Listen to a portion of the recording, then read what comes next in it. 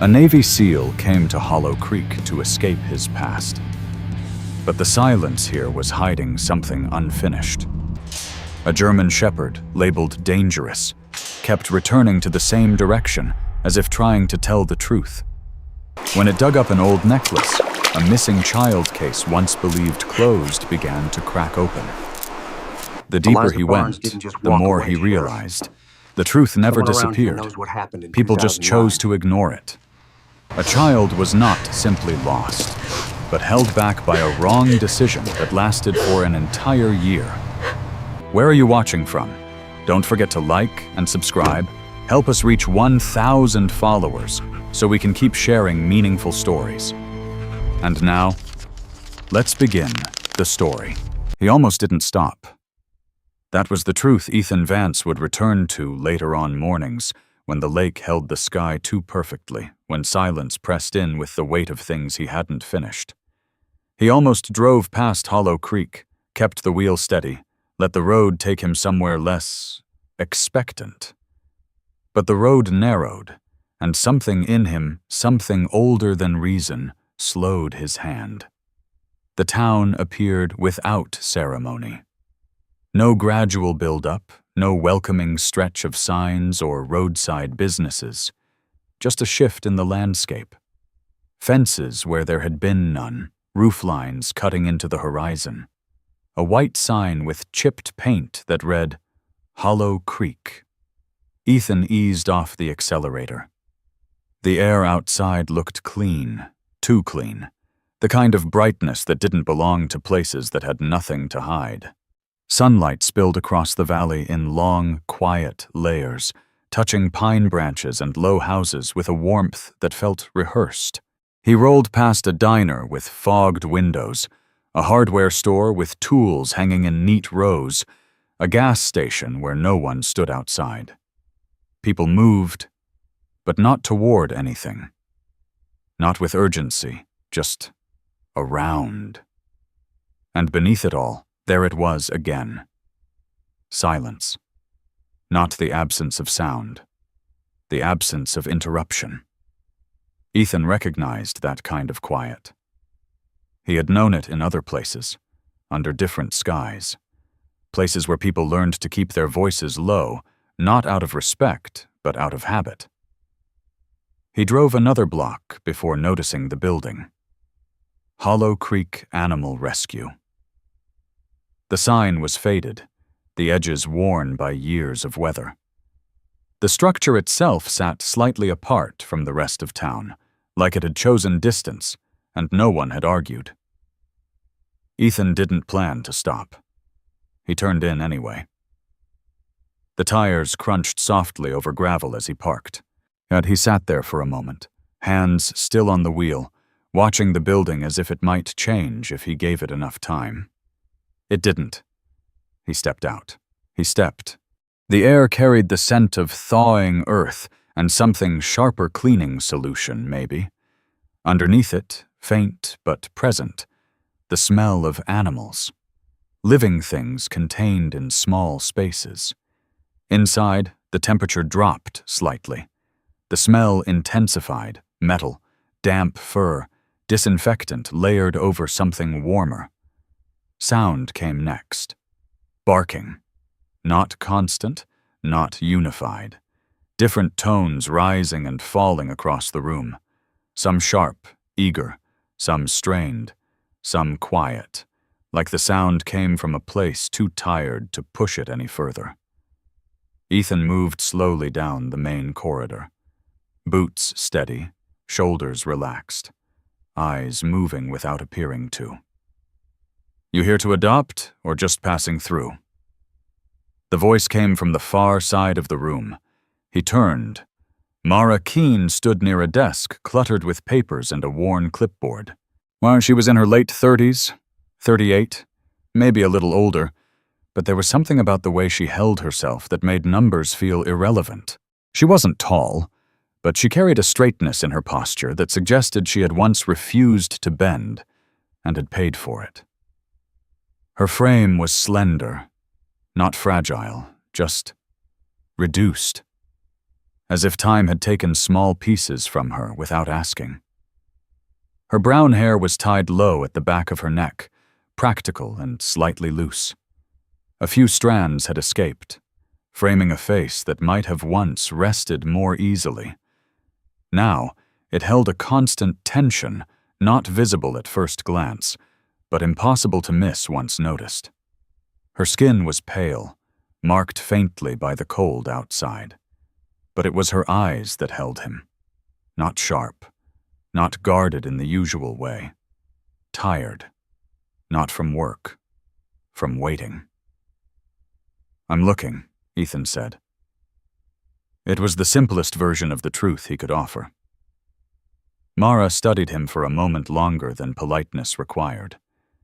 Not intrusive measured, like someone who had learned to listen before deciding whether words mattered. "Looking for what?" she asked. Ethan glanced toward the kennels. Dogs pressed forward as he moved past them.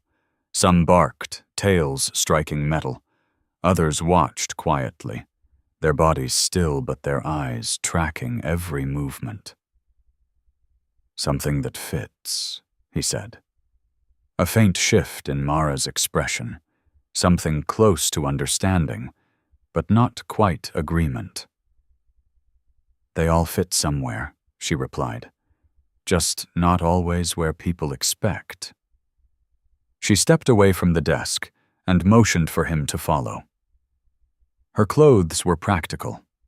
An olive canvas jacket softened by use, a gray sweater beneath it. Dark pants, boots marked by long days on uneven ground.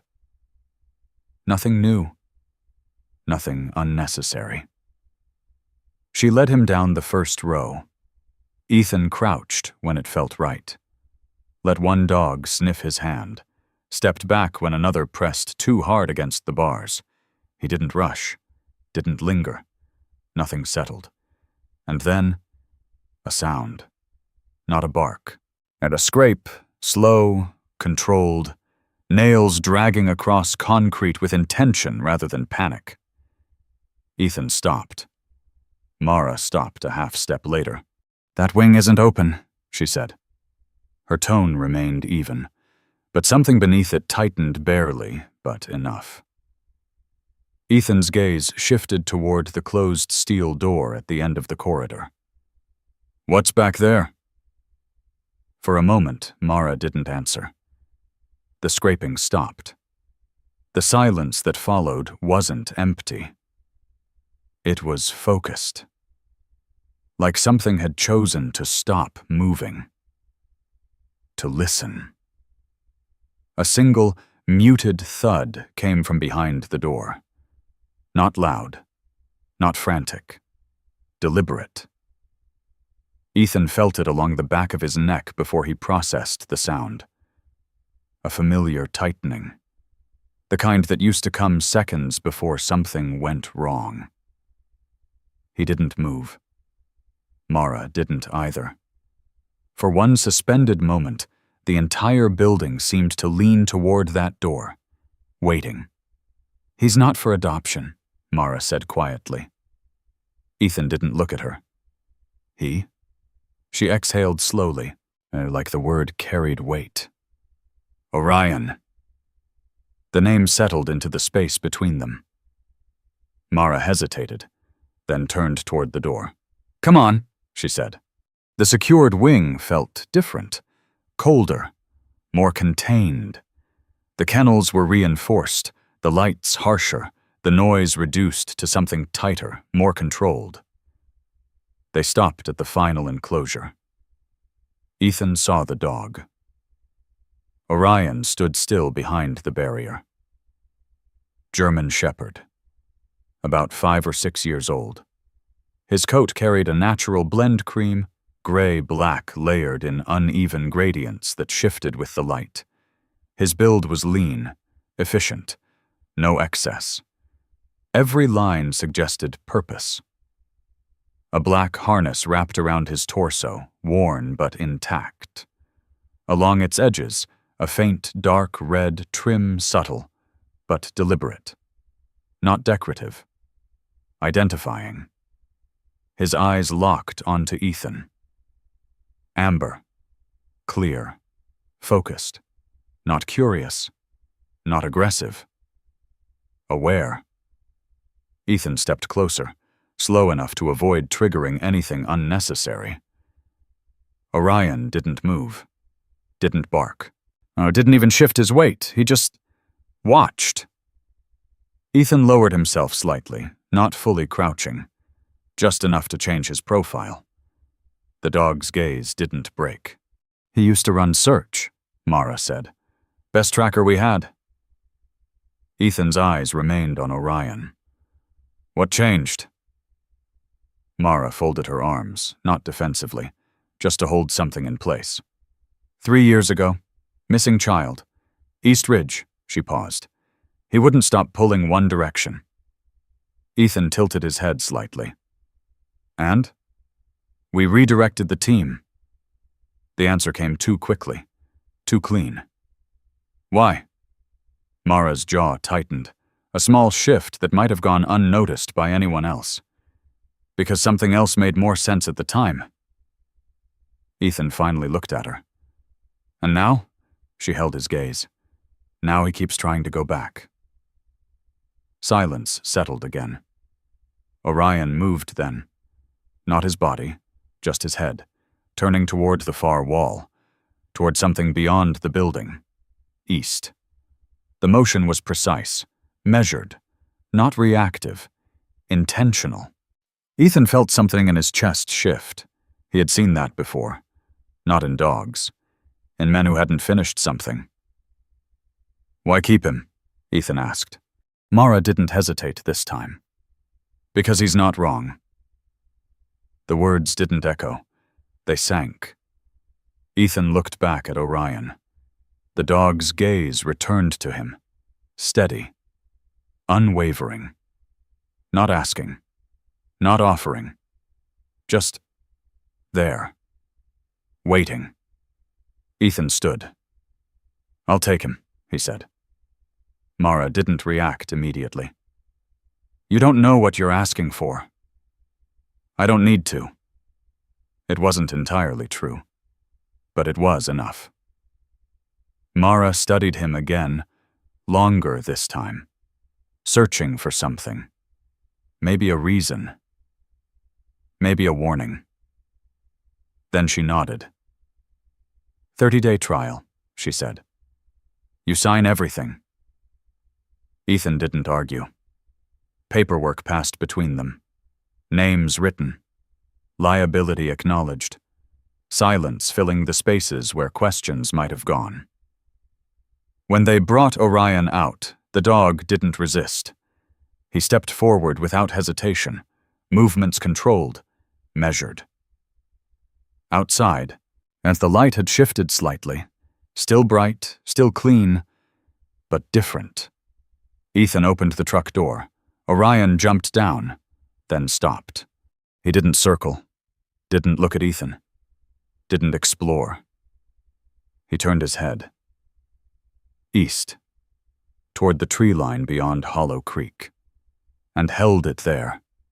Ethan followed the line of that gaze. For the first time since arriving, something settled into place.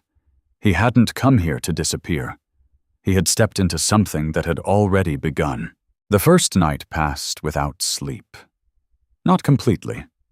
Ethan Vance lay on the narrow bed inside the small rental cabin at the edge of Hollow Creek, eyes closed, body still, mind moving in slow, controlled loops. He had learned long ago that rest did not always require unconsciousness. Sometimes it was enough to remain still and let the noise settle into something quieter. But this place didn't quiet things. It sharpened them. The cabin itself was simple wooden walls, a small iron stove, a table near the window, and a narrow porch that faced the tree line. It sat just far enough from town to feel separate, but not isolated. The kind of place meant for people who wanted space without admitting they needed distance. Ethan had unpacked only what mattered, a duffel bag in the corner, a small toolkit near the door, a boots placed neatly beneath the chair. Everything else remained untouched. Orion had chosen his place immediately. Not inside the cabin, not fully outside either. He lay just beyond the threshold, positioned where he could see both the interior and the tree line beyond the porch. His body rested, but not loosely. There was tension beneath it, like a coiled line that had never fully slackened. Ethan noticed it before he meant to. "You always sleep like that?" he muttered. Orion didn't move, didn't acknowledge the voice, but one ear tilted slightly, catching the sound without reacting to it. Ethan watched him for a moment longer than necessary. Then he turned away. Morning came early. The kind of light that didn't creep, it arrived. Pale gold slipping through the trees, settling across the cabin floor in long, quiet lines. The air carried the scent of thawing earth and pine resin, cool but no longer sharp. Ethan stepped outside with a cup of coffee that had already gone lukewarm. Orion was awake. Of course he was. The dog stood near the edge of the porch, facing the same direction he had chosen the night before. East. There was no hesitation in him, no uncertainty, just alignment. Ethan took a slow sip, eyes following the same line. "You're consistent," he said. Orion's tail didn't move, but his head shifted slightly, as if confirming something rather than responding. Ethan set the cup down. "All right," he murmured. "We'll see." He didn't leash the dog immediately. That was intentional. Instead, he stepped off the porch and began walking toward the yard, then angled deliberately away from the tree line toward the road, toward town. Orion followed. Not closely. 2 steps behind, maybe 3.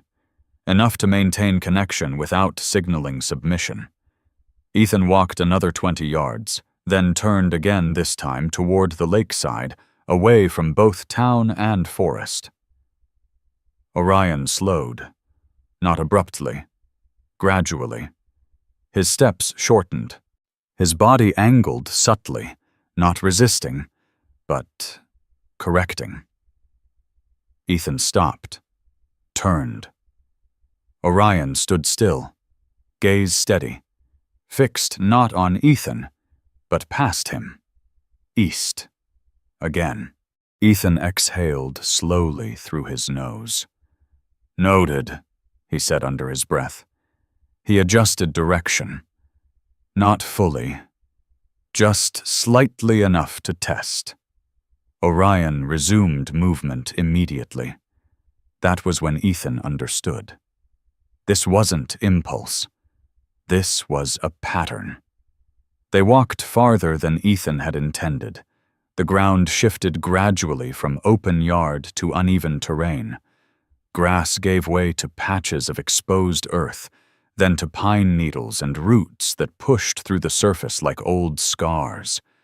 The forest didn't feel hostile, but it didn't welcome either. It simply existed. Orion moved differently here. His posture lowered slightly, head lifting just enough for his nose to catch the air. Each step placed with precision. Not wandering, tracking, though there was nothing visible to track, at least nothing Ethan could see.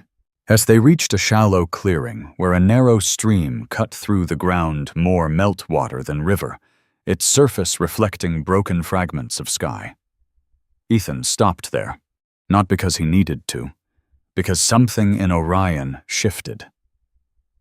The dog froze, not in fear, in focus. His body went rigid, head tilting slightly as if aligning with something only he could sense.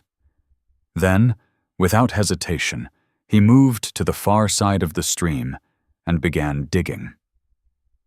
Not random, not playful, deliberate. "Orion." No response. Dirt flew back in short, controlled bursts. The dog's breathing sharpened, but his movements remained precise. Ethan stepped closer. "What did you find?" The digging stopped. Orion stepped back, just enough to clear space. Ethan crouched. The soil was damp, recently disturbed, not by weather, but by time. Something had been here. Something had settled, then been forgotten. He brushed the dirt aside with his hand. His fingers hit metal. Cold. Small.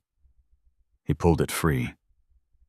A pendant, star-shaped, was mud clung to its edges, filling the grooves. Ethan rubbed it with his thumb, clearing just enough to reveal faint engraving beneath. A name. Lila. Ethan stared at it longer than necessary. Behind him, Orion stood still, not looking at the pendant, looking past it, toward the trees. Orion stepped forward suddenly, not toward Ethan, but around him, positioning himself between Ethan and the deeper forest. Then he turned his head, just slightly, and looked back. Not at Ethan's face. At the pendant in his hand. For a brief, unexplainable moment, Ethan felt something shift, not in the world around him, but in the space between perception and meaning. As if the dog wasn't reacting to the object, but to what it represented. Ethan stood slowly. The pendant felt heavier than it should. "Lila," he said quietly. The name didn't belong to him, but it didn't feel unfamiliar either. They walked back in silence. Orion did not stray, did not explore.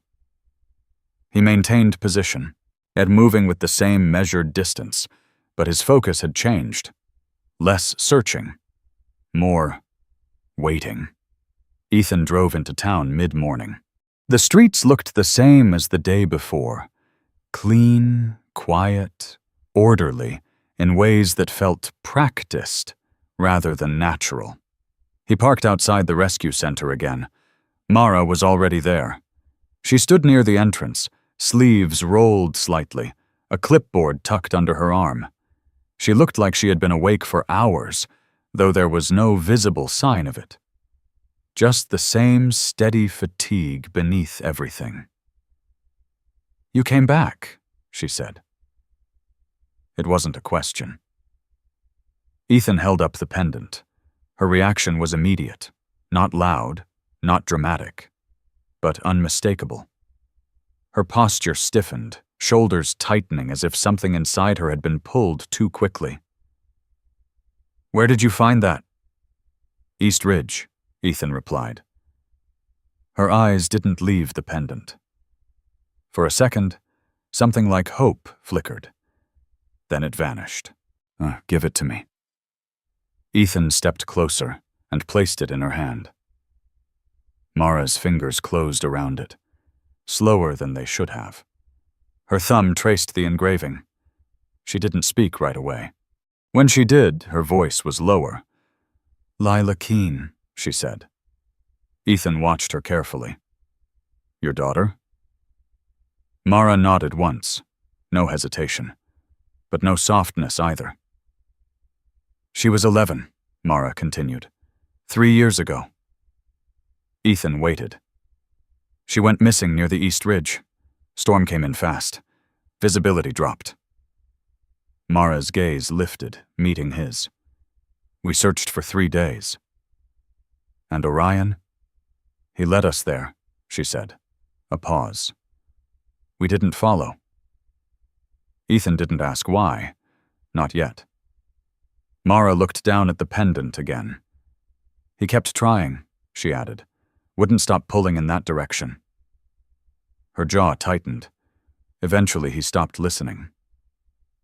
Ethan understood that part without explanation. "What made you change direction?"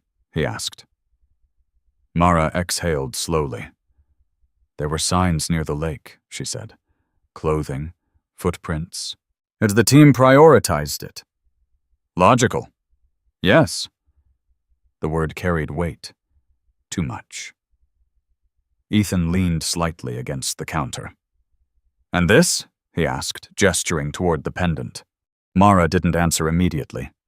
Instead, she looked past him, toward the east. Even here. Even inside. That's the problem, she said quietly. Ethan followed her gaze. What is? Mara's voice dropped further. That dog doesn't forget.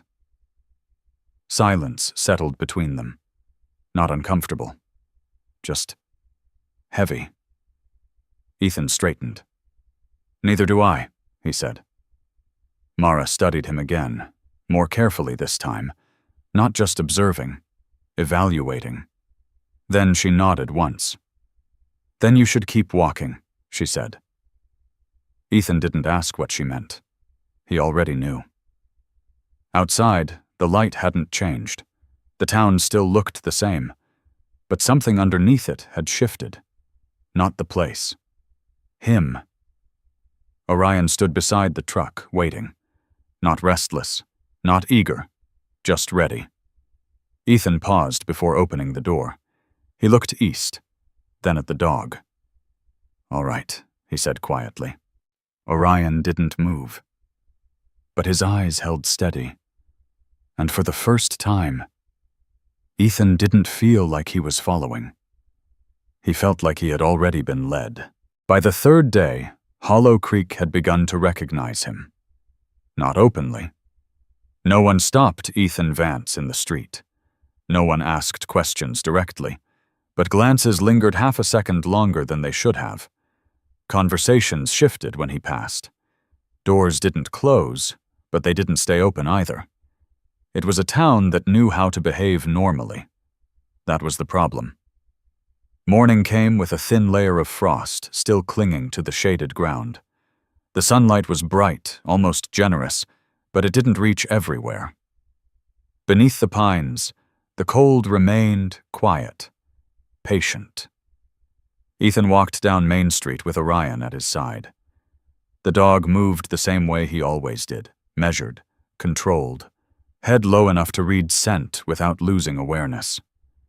His sable coat caught the light in uneven tones, black along the spine, fading into gray and cream toward the chest and legs. The black harness rested tight against his body, the dark red trim barely visible unless the light struck it just right. People noticed him. More precisely, they noticed Orion. A man stepping out of the diner paused mid-motion. A woman carrying groceries shifted her path slightly without meaning to. A teenager leaned against a truck and watched too closely before pretending not to. Recognition didn't always need words. Ethan filed it away. He had learned long ago that reactions were information. And Hollow Creek was reacting. He stopped at the diner first. The bell above the door chimed softly as he stepped inside. Warm air greeted him, carrying the smell of coffee, butter, and something baked too early for most people to appreciate fully. A few heads turned, then turned back. The room settled into a practiced normal.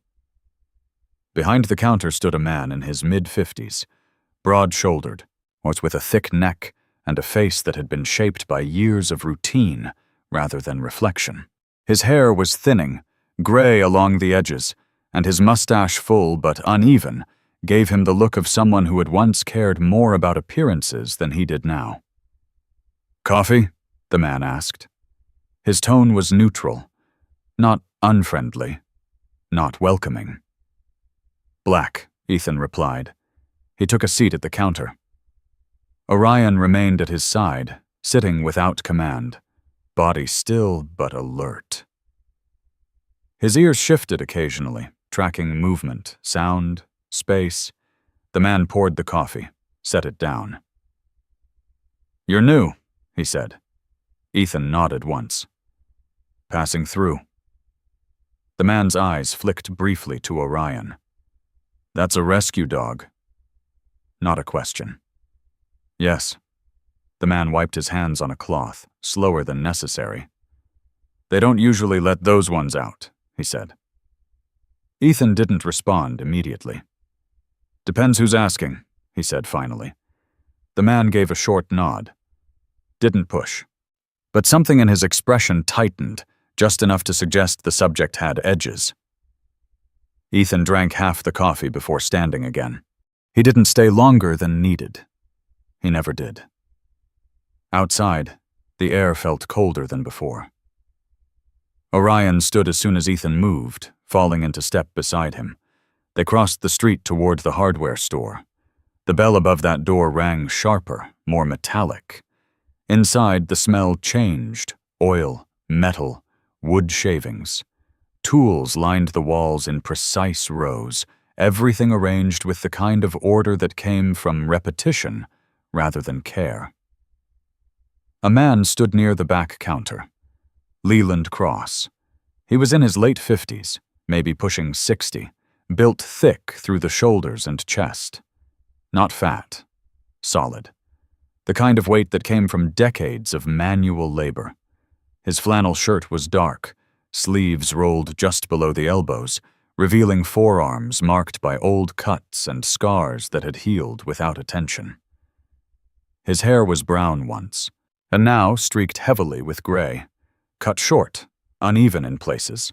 His face carried deep lines, especially around the mouth, as if he had spent years holding words back rather than speaking them. He looked up as Ethan entered. Then his eyes moved to Orion, and stayed there a fraction too long. Ethan noticed. Of course he did. "Morning," Leland said. His voice was steady, but not relaxed. "Morning." Ethan moved slowly through the aisles, pretending to browse. He picked up a length of rope, examined it without really seeing it, then set it down again. Orion shifted.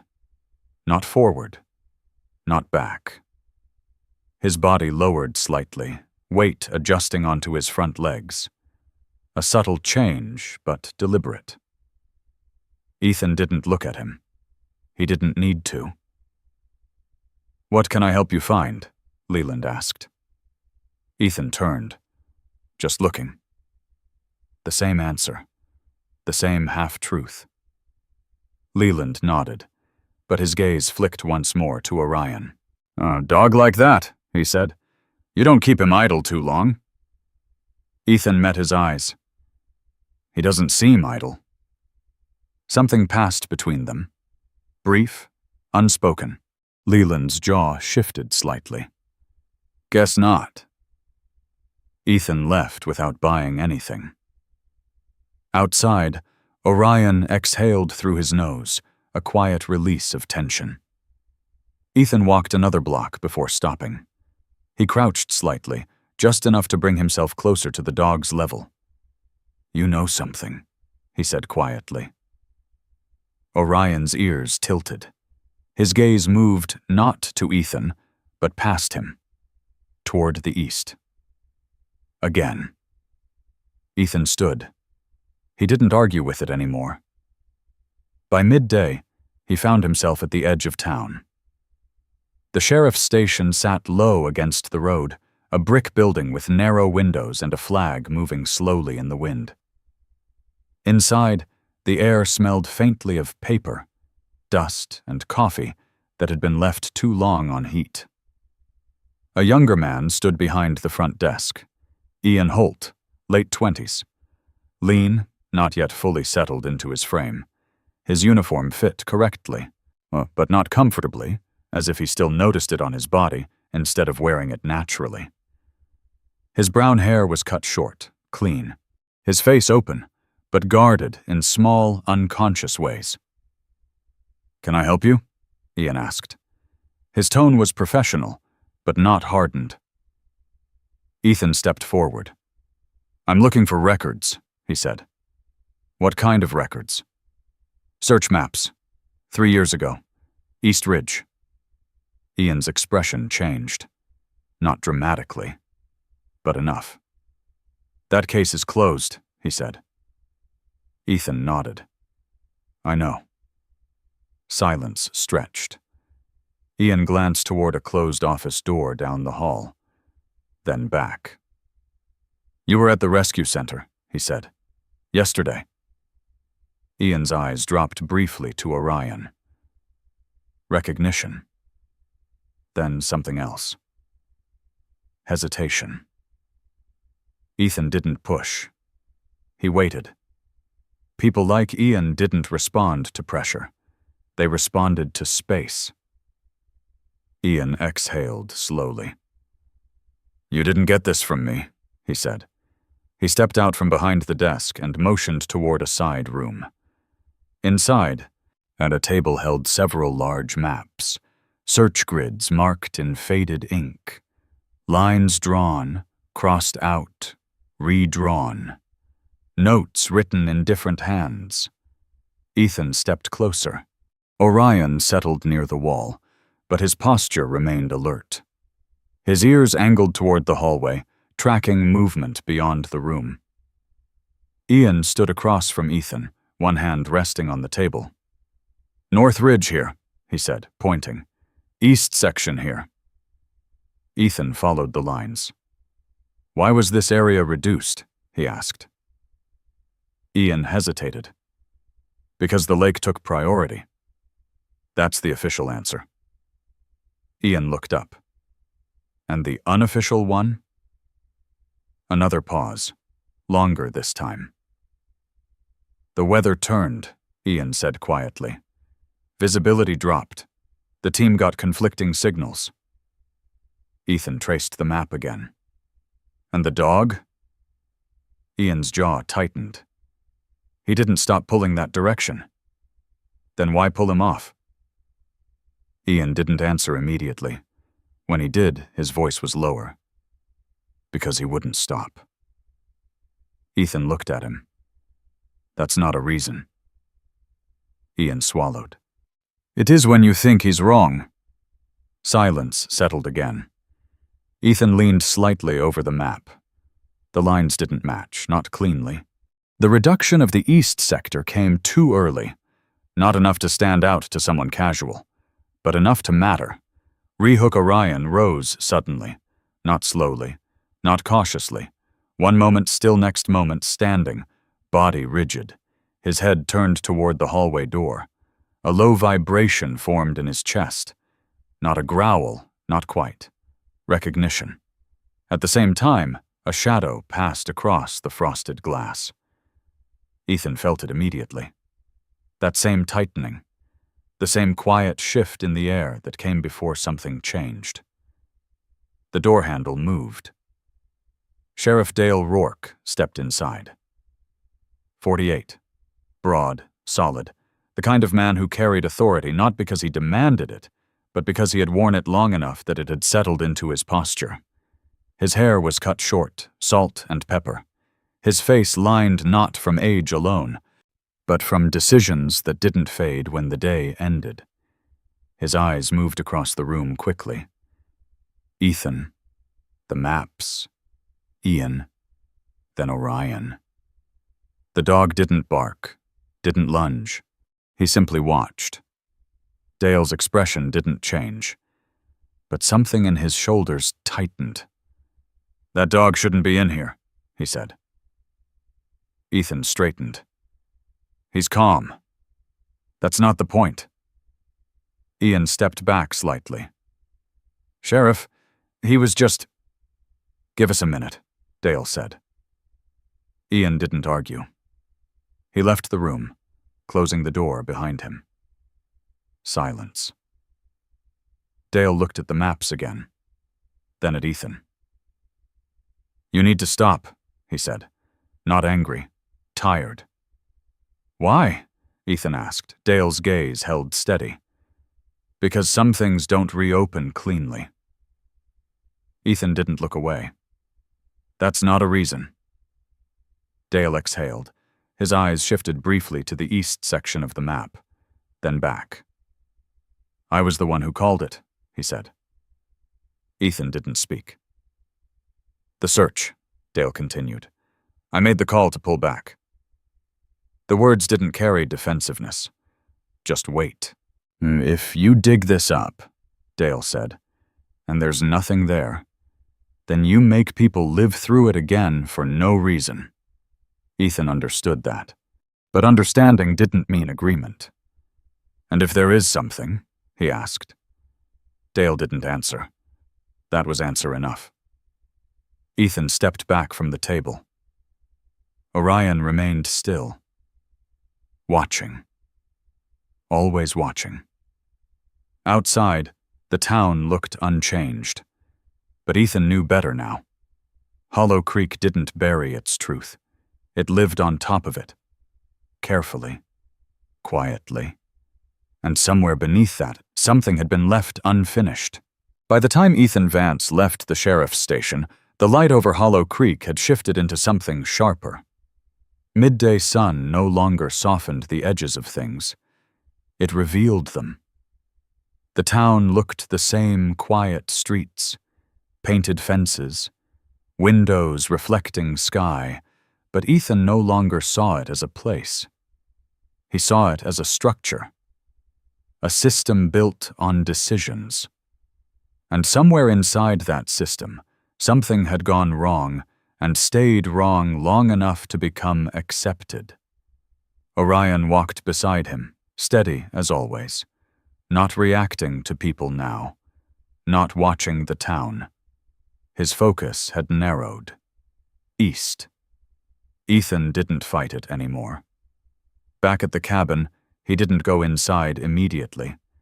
Instead, he moved past the porch, past the boundary where most people would stop, and continued into the trees. Orion followed. Not behind. Not ahead. Beside. That was new, and the forest received them without acknowledgement. Tall pines stood in quiet rows, their trunks straight and indifferent. The ground beneath was soft in places, damp from thaw, layered with needles and old leaves that muted every step. Ethan slowed his breathing without thinking. Instinct. He had spent years moving through environments like this, different continents, different conflicts, but the body remembered patterns even when the mind tried to leave them behind. Orion changed the moment they crossed the natural boundary between open land and forest. His head lowered slightly, nose working the air in slow, deliberate passes. His steps shortened, became more precise. Every movement measured. Tracking. Ethan didn't interrupt. He let the dog choose the direction. That was the first real decision. The ground shifted subtly as they moved deeper. Fewer signs of human presence. No cut branches, no footprints, no discarded objects. Just terrain untouched, or at least meant to appear that way. Then Orion stopped. Not abruptly. Gradually. His body tightened first, muscles drawing inward as if something beneath the surface had aligned. Ethan followed his gaze. Nothing. Just a cluster of uneven stones partially embedded in the earth, moss creeping along their edges, blending them into the landscape. Orion stepped forward. He circled once, twice, then lowered his head and pressed his nose close to the ground. Ethan crouched beside him. "What is it?" Orion didn't respond. He didn't need to. Ethan reached out, brushing aside loose debris needles, small twigs, damp soil. The earth beneath felt wrong. Not freshly disturbed, but not untouched either. Compressed. Shifted. He pressed harder, clearing a wider space. Beneath the top layer, the soil changed color, darker, heavier, holding moisture differently. Someone had been here. Not recently, but not long enough ago to disappear completely. Ethan sat back slightly. This isn't natural. Orion moved again, not digging this time, guiding. He stepped away from the stones and moved toward a narrow path that wasn't quite visible, more an absence of resistance than a clear trail. Ethan stood, followed. The path twisted between trees, subtle enough that a casual eye would miss it. No broken branches, no obvious markers. But the ground told a different story. Weight had passed here, more than once. Ethan moved slower now, reading the terrain the way he used to read movement in hostile zones. Each step placed deliberately, each shift in texture noted. The forest deepened. Light filtered through in thinner lines, shadows stretching longer between trunks. The air cooled, carrying a faint dampness that hadn't been there before. Then Orion stopped again, this time at the base of a fallen tree. The trunk had split along its length, exposing pale wood beneath darker bark. Age had softened its edges, but not erased its shape. Orion placed one paw against the exposed surface. Not scratching. Touching. Ethan crouched again. At first he saw nothing. Then he leaned closer. A strip of fabric, caught between splintered wood. Faded. Frayed. Small. He reached out slowly, pulling it free. It didn't belong here. That was immediate. The material was too light, too worn by use rather than environment, child-sized. Ethan held it in his hand, turning it slightly. Orion watched. Not the fabric. The direction. Always the direction. Ethan felt something shift inside him. Not confirmation. Recognition. This wasn't random. It never had been. Orion suddenly moved past him, fast, precise, cutting across the path they had just followed. He didn't continue forward. He doubled back. Ethan turned sharply. "What are you—" The dog stopped at a point several yards behind them. Then he lowered his head and waited. Ethan walked back slowly, carefully, and he followed the line Orion had drawn. Reversing their steps not by memory, but by instinct, then he saw it. Barely visible. A second path, intersecting the first. Fainter. Older, but present. Two directions. Not one. For a moment, the forest felt different. Not empty. Layered. As if what they were following had never been a single movement, but a pattern that changed over time. Ethan straightened. His eyes moved between the two paths. One led deeper. The other angled slightly upward, toward higher ground. Orion shifted his weight. Not choosing. Acknowledging. Ethan exhaled slowly. "Someone moved through here," he said. Not to Orion. To himself. And not just once. They followed the second path. The incline increased gradually, the ground becoming less stable underfoot. Rocks pushed through the soil, roots exposed where erosion had begun to pull the surface away. The higher they went, the quieter it became. Not peaceful. Compressed. As if sound didn't travel the same way here. At the top of the incline, the trees thinned slightly. Not enough to open the space fully, but enough to change the light. Ethan stopped. Orion moved ahead a few steps, then turned, watching. There was something here. Not visible at first glance, but present. Ethan scanned the area. Then he saw it. A structure, partially obscured by trees and shadow. Old. Wooden. A cabin. It didn't stand out. That was the point. Weathered boards had darkened to match the surrounding bark. The roof sagged slightly on one side. No clear path led to it. From a distance it could pass as abandoned. Up close. Ethan stepped forward slowly. The air changed. Faint, but distinct. Human. Not recent, but not gone. Orion approached the edge of the clearing. He didn't rush. Didn't bark. He moved with the same controlled precision, stopping just short of the cabin's entrance, his body lowered slightly. Tension. Recognition. Ethan joined him. The door hung slightly open. Not wide, just enough. Ethan pushed it with 2 fingers. It creaked softly. Inside, the light shifted again. Dimmer. Filtered. The smell hit him immediately. Dust, old wood, and beneath it, something else. He stepped in. The room was small.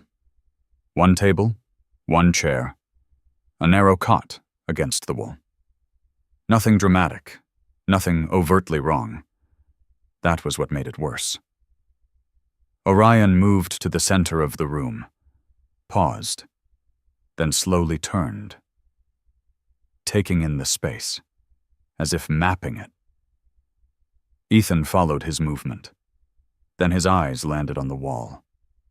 Marks. Small. Grouped. Cut into the wood. Not random. Counting. Ethan stepped closer.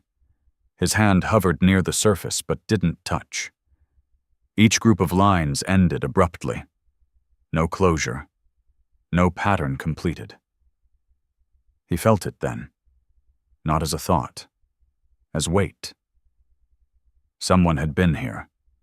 Long enough to measure time. Not long enough to finish. Orion exhaled quietly behind him. Not tension. Not relief. Something in between. Ethan stood there, in the center of that room, and understood something without needing to say it aloud. This place had not been abandoned. It had been left. Deliberately. And whatever had happened here, it had not ended the way it was supposed to. The cabin did not feel empty after they stepped inside. It felt paused. Ethan Vance stood in the center of the small room, the faint smell of dust and old wood settling into his lungs. It wasn't decay, not fully. There was something else layered beneath it, something that had once been alive in this space and hadn't completely left. Orion moved slowly across the floor, nose low, tracking invisible lines that only he could follow. His body carried the same controlled tension as before, but here it had sharpened. Focus without distraction. Memory without confusion. Ethan turned his attention back to the walls. The marks were uneven in places, shallow in others, not carved with precision, but with repetition. A system built by someone who needed time to remain real. He didn't touch them. Not yet. Instead, he stepped toward the cot, and the fabric stretched across it had sagged slightly in the center, not from age alone, but from use. Not recent, but not untouched either. The difference mattered. Ethan crouched, ran his fingers just above the surface, not making contact. Dust shifted slightly under the movement of air. Something about that disturbed him more than the marks, because it meant the room had not simply been left behind, it had been exited. Deliberately. Orion stopped near the back wall. He didn't bark, didn't signal. He just stood there, looking at a point near the floor where the wood met the earth. Ethan joined him. "What is it?" The dog didn't respond, but his posture changed subtly, weight shifting forward, as if expecting something. Ethan lowered himself again. At first there was nothing. Then he noticed it. A faint groove in the dirt. Parallel lines. Too straight to be natural, too narrow to be from boots. Something had been dragged. Repeatedly. Ethan traced the shape with his eyes. Well, it's not a person. Something smaller. A container, maybe. or supplies. He exhaled slowly. This wasn't survival, he murmured. Orion remained still. Ethan's thoughts moved faster now, not scattered. Aligned. Someone had found the child. Not here. Before this. And brought her. Kept her. Fed her. Long enough for those marks to matter. That wasn't abandonment. That was a choice. Ethan stood. His eyes moved across the cabin again, this time not looking for signs of presence, but for signs of intention. And that was when he noticed the door. Not the front one. A second one. Set into the far wall, partially hidden by shadow and the uneven angle of the structure. He stepped closer. The handle was rusted, but not seized. He pushed. It resisted for a moment, then gave. The door opened outward. Cold air rushed in, sharper than before, carrying the scent of damp stone and deeper earth. Beyond it, not forest. A narrow path, more concealed than the one they had followed. Lower, protected from wind. Unused, Orion moved immediately. He slipped past Ethan, stepping onto the path with a fluid, controlled motion. His body lowered slightly, not in caution, but in readiness. Ethan followed. The ground here was different. More compact, less debris, fewer signs of weather interference. This route had been chosen, maintained. They moved in silence. The trees grew closer together, branches overlapping above to block most of the light. The air cooled further, the temperature dropping enough that Ethan could feel it through the thin fabric of his shirt. Then Orion stopped. Abruptly this time. His body stiffened. Not in uncertainty, in recognition. Ethan stepped forward slowly and saw him.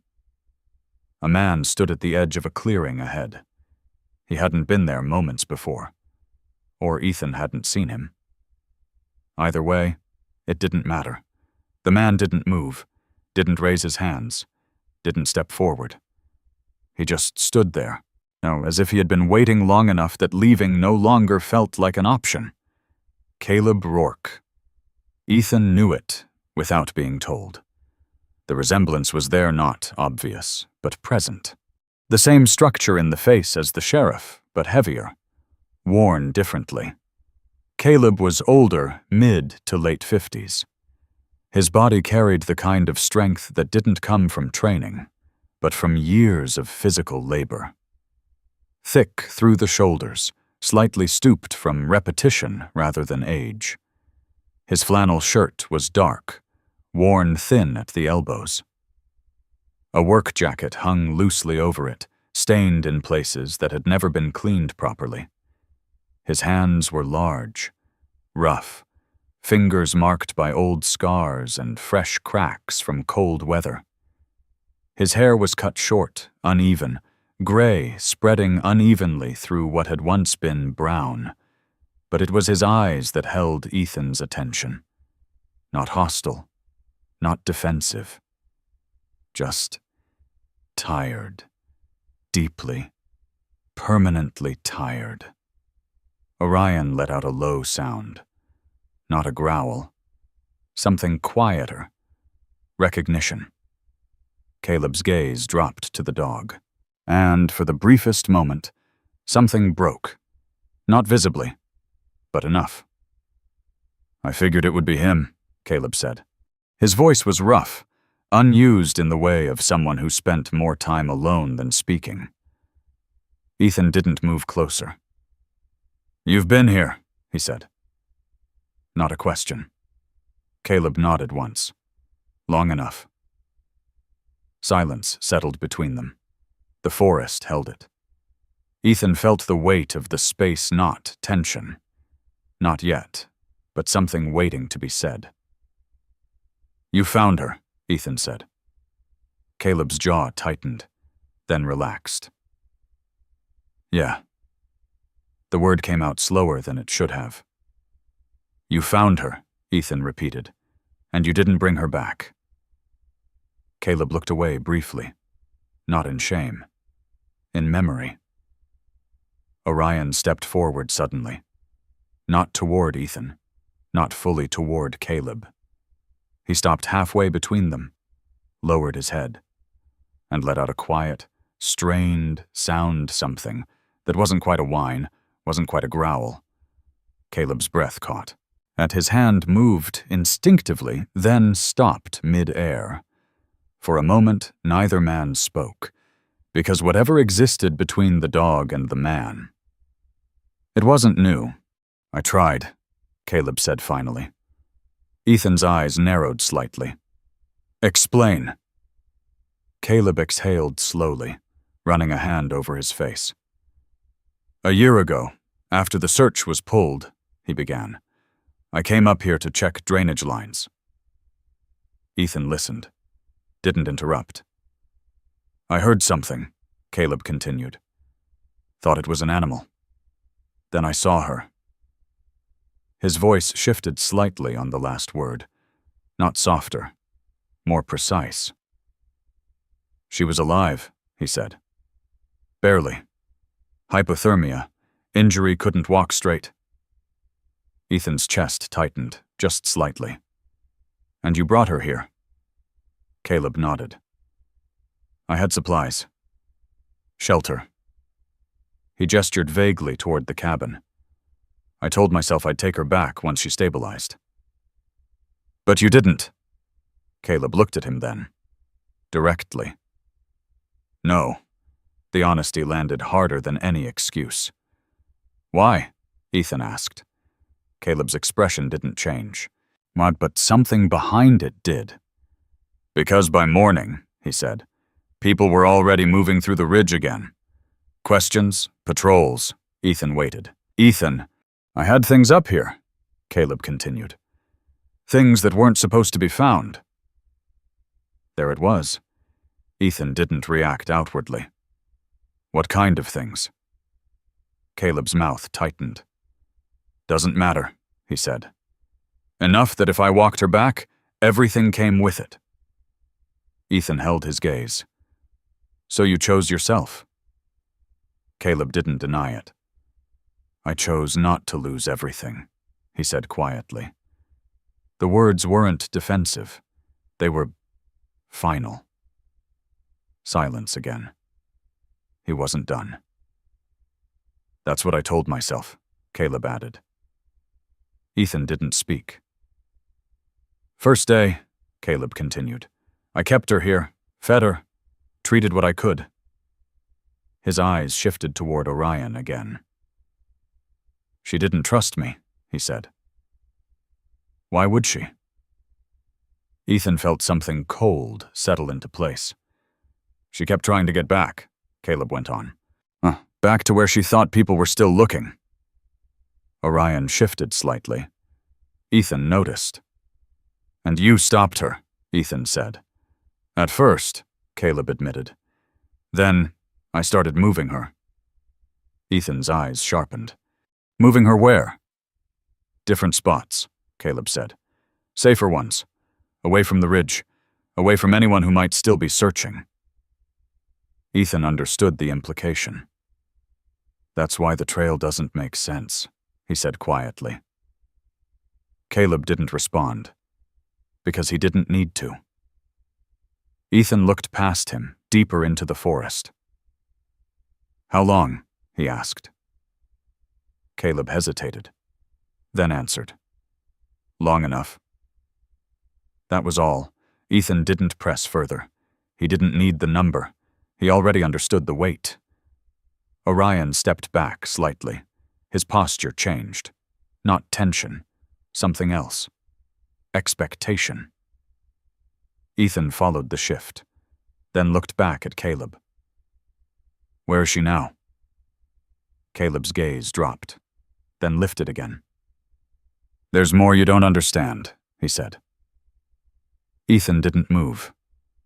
Then start talking, he replied. Caleb exhaled slowly, but didn't answer. Not yet. The silence between them stretched again. Not empty. Full. Ethan stood there, in that narrow clearing, and realized something with complete clarity. This wasn't a story about a child who had been lost. It was about a choice that had been made and never undone. And whatever came next was going to cost someone. Caleb Rourke did not answer immediately.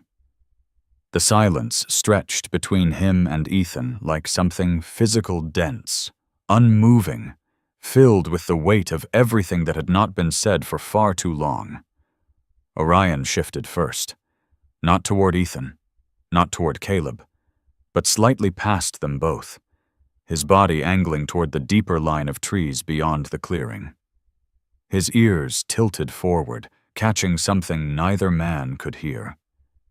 His posture changed again. Subtle, but unmistakable.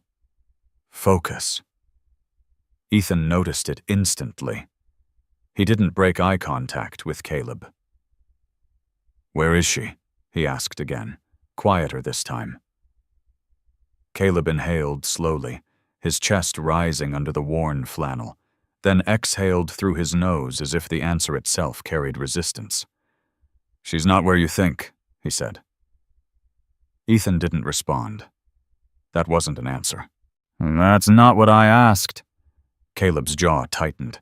He looked past Ethan, into the trees Orion had been watching, as if the direction itself had become a memory he could no longer avoid. "She stopped running," he said. Ethan felt that land differently than anything else Caleb had said so far. "Stopped, or couldn't?" Ethan asked. Caleb shook his head once. "Stopped." The word came out firm, deliberate. She learned the ground, learned where she could move, where she couldn't, learned how to disappear. Ethan's eyes narrowed slightly. "That doesn't sound like a child." Caleb let out a breath that almost resembled a dry laugh. "She wasn't a child anymore," he said. "Not after the first winter." That was the first time regret showed clearly in his voice, not loud, but undeniable. Orion moved again, one step forward, then another. His head lowered slightly, a nose testing the air in controlled passes. He didn't look back this time. He didn't wait. Ethan saw the shift. The moment when observation turned into direction. He turned back to Caleb. "You're taking us there," Ethan said. It wasn't a request. Caleb hesitated. For the first time since Ethan had seen him, there was something close to uncertainty in his posture. Not fear. Something heavier. Then he nodded. Once. And stepped forward. They moved together through the trees, not as allies, not as enemies, as men walking toward something that had already been decided long before either of them arrived. The terrain changed as they went.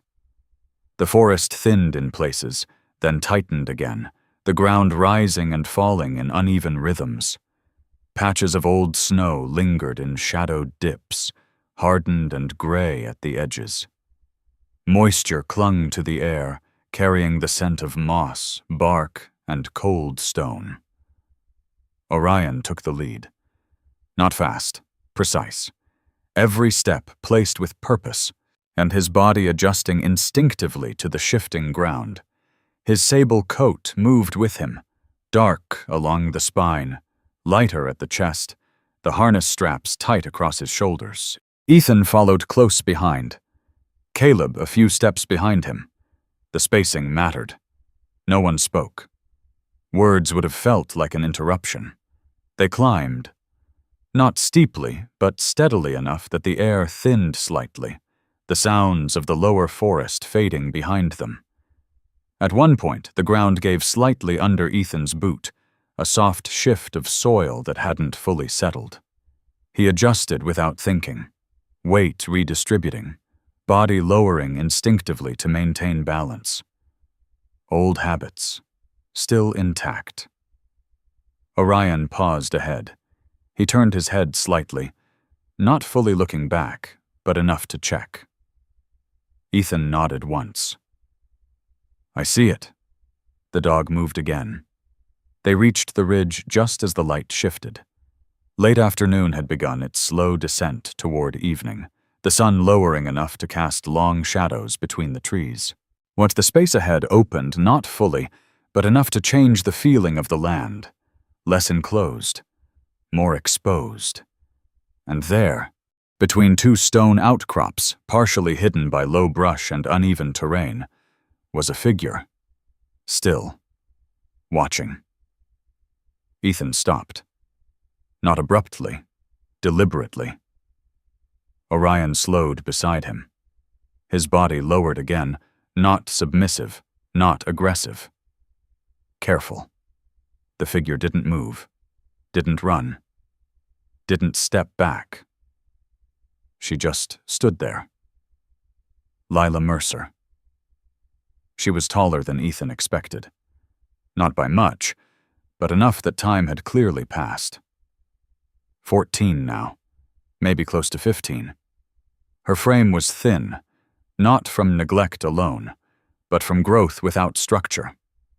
Limbs slightly too long for her current balance, posture shaped more by adaptation than comfort. Her hair, once lightly kept, now fell unevenly around her shoulders, dark brown with lighter streaks where sun and weather had taken hold. It wasn't dirty. It was wild. Her face held none of the softness Ethan associated with childhood. The bones were sharper now, the cheeks slightly hollowed, the jaw more defined, not by age, but by experience. Her eyes, that was where everything stopped. Gray, clear, and impossibly alert. Not frightened, not hopeful, just aware. She looked at Ethan, then at Caleb, then at Orion. And something in her expression shifted. Recognition. Not of the men, of the dog. Orion took one step forward, then stopped. Lowered his head. His ears softened slightly, his body loosening in a way Ethan had never seen before, not fully relaxed, but no longer held in tension. A quiet sound left him. Not a bark, not a whine. Something in between. Lila's breath changed. It wasn't visible at first. Then her shoulders moved just slightly, as if something inside her had loosened without her permission. Caleb stepped forward. Only one step. "Lila," he said. Her eyes snapped to him, and whatever had softened in her expression disappeared instantly. Not fear, not anger. Distance. Pure, yet deliberate distance. "You shouldn't have come," she said. Her voice was rough, not from injury, but from disuse. Words that had not been spoken often. Ethan felt something tighten in his chest. Not pity. Recognition. Caleb didn't move closer. "I had to," he said. She shook her head. "No," she replied. "You chose to." The words landed harder than any accusation. Caleb's shoulders dropped slightly. He accepted it. Ethan stepped forward then slowly, carefully. "Lila," he said.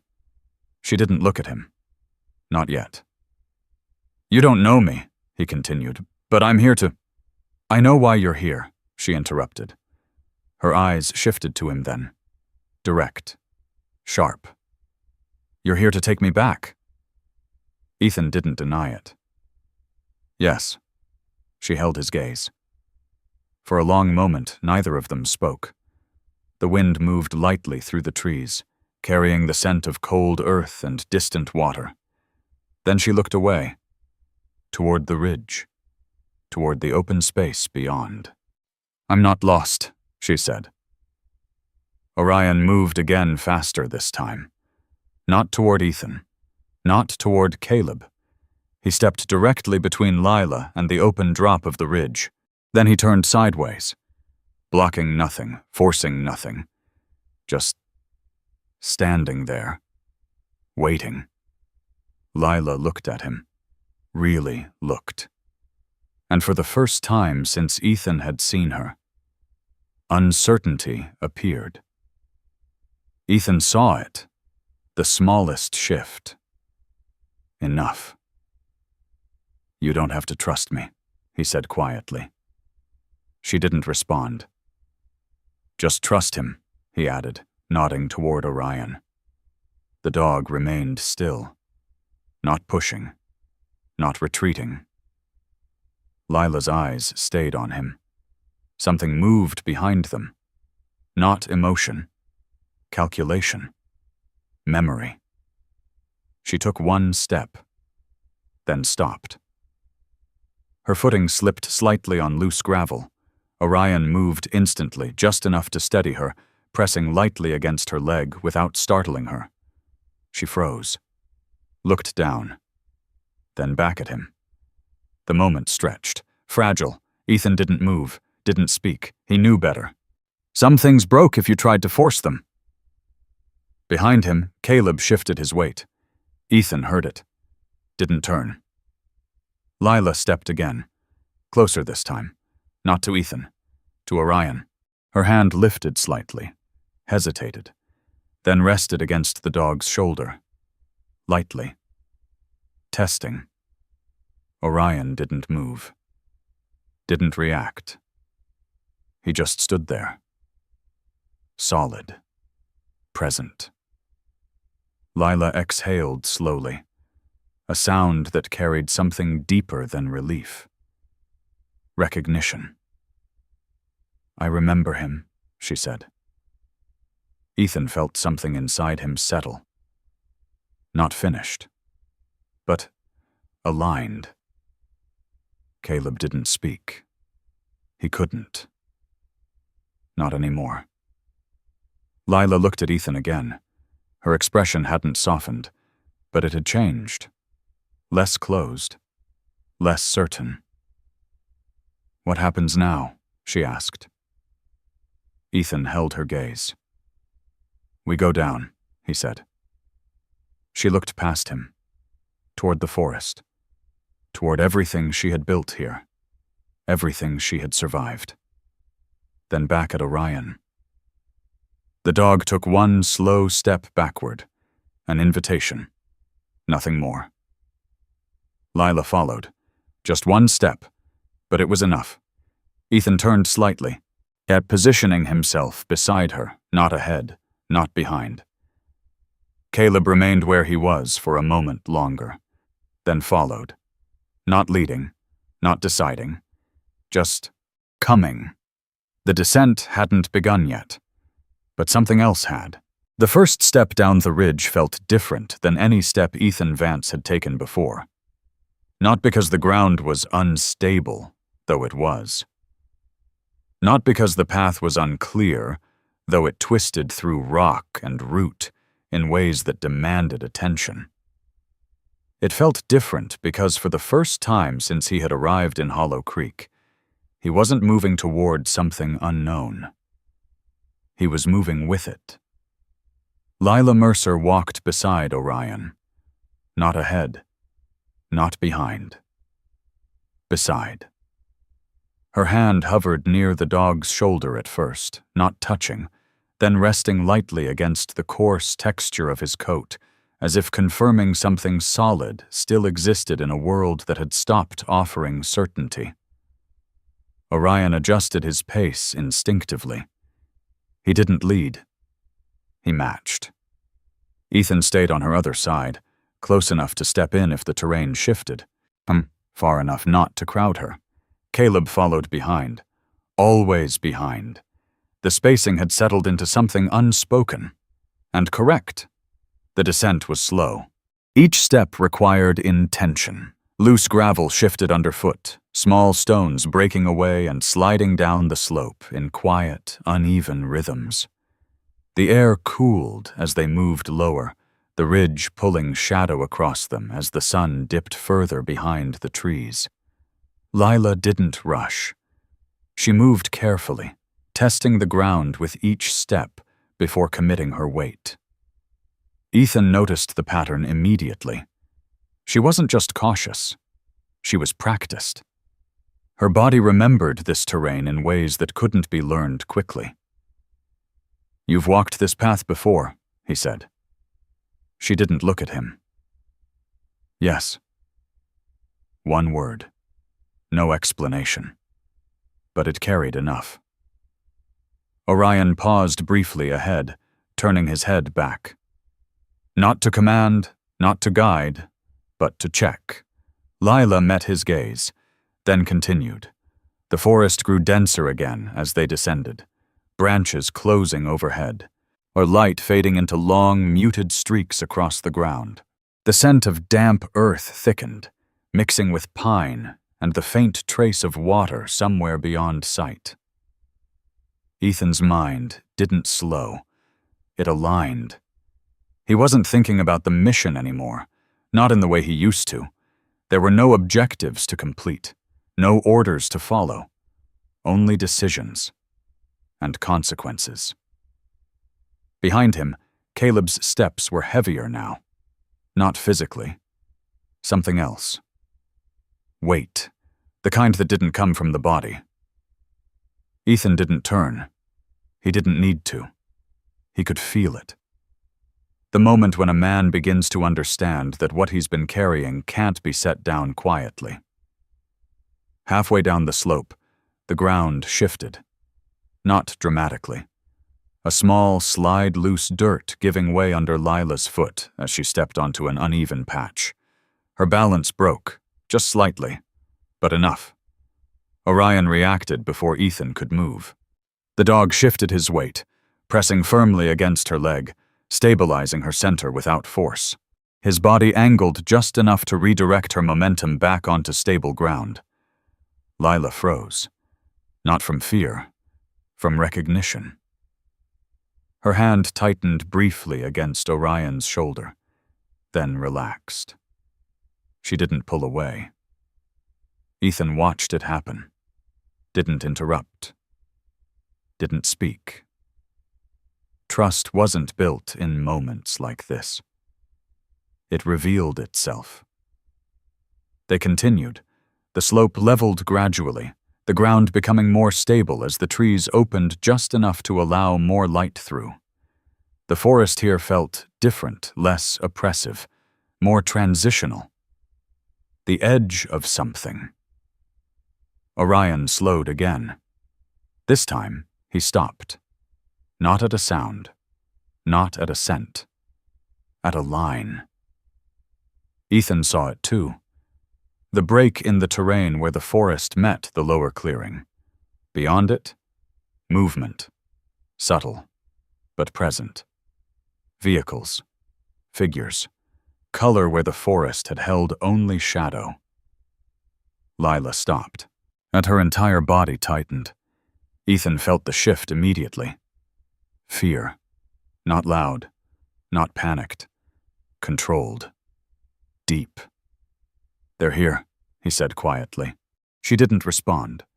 Her gaze fixed on the movement below. Too many shapes. Too many unknowns. Too fast. Orion stepped forward, then stopped again. Not pushing. Not guiding. Just present. Lila's breathing changed. Faster. Shallower. Ethan lowered his voice. "They're not here to hurt you." She shook her head once. Small. "I don't know that," she said. Honest. Ethan didn't argue. Because she was right. Instead, he crouched slightly, not lowering himself fully, just enough to reduce his presence, to remove the sense of pressure. "You don't have to trust them," he said. Her eyes flicked to him. "You don't have to trust me." Orion remained still. Ethan nodded toward him. "Just stay with him." Lila looked at the dog. Really looked. Orion didn't move, didn't signal. He simply sat. A fixed point, in a shifting world. Lila exhaled slowly, as her shoulders dropped just a fraction. Enough. A voice called from below. Not loud, not aggressive. Measured. Easy. We see you. Ethan looked down. A man stepped forward from the group. Mid-40s.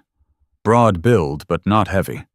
His movements controlled, practiced, the kind of calm that didn't come from inexperience, but from repetition under pressure. Harris Cole. Search and rescue. His jacket was bright against the forest backdrop, but his posture was grounded, careful. He raised one hand not in command, but in acknowledgement. Lila flinched, not backward, not forward, frozen. For a moment everything held. Ethan didn't move, didn't speak. He let the moment stretch. Cole stopped advancing. Smart. He recognized the line without needing to be told. Behind him, more figures appeared, slower, controlled, maintaining distance. And then, another presence, different. Ethan felt it before he saw it. Lila saw it first. Her body shifted. Not away, not forward. Something else. Recognition. And when a woman stood behind Cole, she hadn't rushed forward, hadn't called out. She stood still, as if any movement might break the fragile structure of the moment. Mara Mercer. Lila's mother. She was thinner than Ethan expected. Not frail, but worn. The kind of thinness that came from carrying something too heavy for too long. Her dark hair was pulled back loosely, strands falling free around a face that had once been softer. Now it held something else, restraint, control, the effort of not letting hope move faster than reality. Her eyes were fixed on Lila. Nothing else existed. Lila didn't move, didn't run, didn't step forward. Neither did Mara. Time stretched between them. Not seconds. Something longer. Orion stood. Slowly. He stepped back. Not toward Ethan. Not toward Caleb. Away. Creating space. Lila felt it. She looked down at him, then forward again. At Mara. Her breath caught. Barely audible, but real. And Ethan stepped back as well. One step, then another. Removing himself from the center of the moment, Caleb remained behind. Still. Watching. Not part of this. Not anymore. Lila took one step forward. Small, unsteady, but hers. Mara didn't move. Not yet. Lila took another. Then another. Each step closing a distance that had never been measured in miles. Ethan turned slightly. He didn't need to see the rest. Not directly. He had seen enough. Behind him, Orion returned. The dog lowered himself to the ground beside Ethan, his body finally releasing the tension it had carried since the ridge. His breathing slowed. Heavy, but steady. Ethan rested a hand briefly against his side. Not as command, as acknowledgement. Caleb moved then. Not toward them. Away. Ethan noticed. Didn't stop him. Not yet. That wasn't his decision. That would come later. Right now. There were things that needed to end. Properly. Ethan looked back once. Lila stood within reach of her mother now. Not touching yet. But close enough that the space between them had finally stopped being empty. It wasn't a perfect moment. It wasn't clean. It wasn't resolved. But it was real. And sometimes, that was enough. The forest behind them held its silence. The ridge above them remained unchanged. But something within it, within all of them, had shifted. Not erased. Not forgotten. but allowed to finish. In the end, this story is not only about a man, a dog, or a girl who survived. It is about the quiet ways truth refuses to stay buried, and how sometimes what we call coincidence is something far greater at work. Sometimes a miracle does not arrive as something loud or undeniable. It does not break through the sky or change everything in an instant. Sometimes a miracle looks like persistence. It looks like a wounded dog that refuses to give up. It looks like a man who chooses to listen when it would be easier to walk away. It looks like a life that was almost forgotten, but not completely lost. God does not always move through perfection. He moves through what is broken, what is overlooked, what the world has already dismissed. In everyday life, we often wait for clear signs, for certainty, for something undeniable. But more often, God speaks through the quiet moments, through instinct, through conscience, through the feeling that something is not finished yet. This story reminds us that even when the world stops searching, even when people give up, God may still be working in ways we cannot see. And sometimes, all it takes is one person willing to pay attention, to follow that small voice, and to act with courage. Maybe you are watching this and carrying something unfinished. Maybe you are holding on to regret or waiting for a second chance that feels too late. But this story is a reminder that with God, it is never too late. What feels lost may still be waiting. What feels broken may still have purpose. So in your life, listen more carefully. Be patient. Be kind. Do not ignore the quiet instincts that guide you toward what is right, because you may be closer to something meaningful than you realize. If this story touched your heart, take a moment to share it with someone who might need hope today. I would truly love to hear from you, so please leave a comment and tell me what part of this story stayed with you the most. And if you believe in stories that carry meaning, faith, and second chances, consider subscribing to the channel so we can continue this journey together. May God watch over you, protect your path, and bring peace into your life. May He heal what is broken, guide you when you feel lost, and remind you that you are never alone. May blessings find you in the quiet places, and may you always have the strength to keep going.